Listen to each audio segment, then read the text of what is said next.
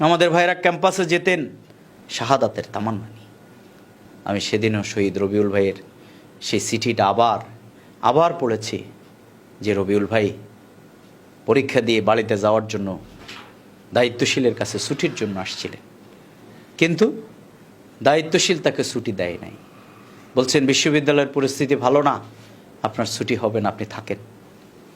তিনি সাথে সাথে দায়িত্বশীলের সামনে বসেই তিনি একটি কাগজে চিঠি লিখেছিলেন যে আমার শ্রদ্ধেয় প্রিয় মা, আমার পরীক্ষা শেষ হয়েছে, আমার ইচ্ছা ছিল বাড়িতে আসব, আমার ইচ্ছা ছিল আপনার সাথে আমার সাক্ষাৎ হবে, কিন্তু আমার মন বলছে, আমার দায়িত্বশীল আমাকে ছুটি দেয় নেই, আমার মন বলছে যে আমি শহীদ হয়ে যাব, আল্লাহ তাআলা আমাকে শহীদ হিসেবে কবুল করবেন।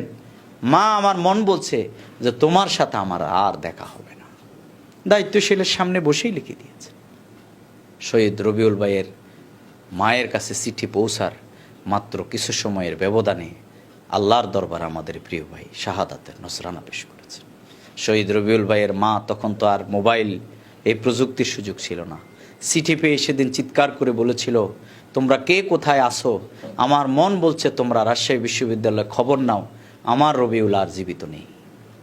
ঠিক এই খবর নিয়ে দেখা গেল রবিউল ভাই শহীদ হয়ে গেছে। আমি আমার জীবনে অসংখ্য শহীদের বাড়িতে যাওয়ার সুযোগ হয়েছে, কিন্তু একজন শহীদের মাকে এখনো দেখেছি আমরা কাঁদে না, কারণ তার সন্তান তাকে বলেছিল, মা, আমি যদি শহীদ হয়ে যাই, আল্লাহ যদি আমাকে শহীদ হিসাবে কবুল করে, তোমার সাথে মা আমার জান্নাতের সিঁড়িতে দেখা হবে, কিন্তু তুমি কান্নাকাটি করে তোমার সাথে সাক্ষাতের পথকে রুদ্ধ করে দিও। শহীদ রবিউল ভাইয়ের মা এখনো বলেন যে আমার রবিউল নিষেধ করেছে কান্নাকাটি না করবার জন্যে, যদি তার সাথে আমার দেখা না হয়।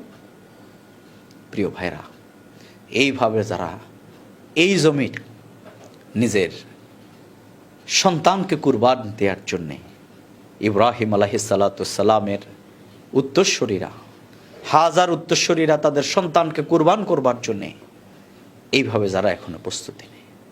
আমরা বিশ্ববিদ্যালয়ে দেখেছি আমাদের এইরকম খালাম্মাদের আমরা দেখেছি যারা সন্তানরা খেতে বসছে, বিশ্ববিদ্যালয়ে মারামারি লাগার কারণে তারা নিজেদের ভাতের প্লেটকে সামনের থেকে নিয়ে নিয়েছে। বলছে, যাও যাও বিশ্ববিদ্যালয়ের এই পরিস্থিতি মোকাবেলায় তোমরা অংশগ্রহণ করো। যদি হে আমার সন্তানেরা শহীদ হও তাহলে আমি সৌভাগ্যবান, আর যদি গাজী হয়ে আসতে পারো তাহলে মা হিসেবে আমি তোমাদেরকে খেতে দেব, এর আগে আর তোমাদের খাবার নেই।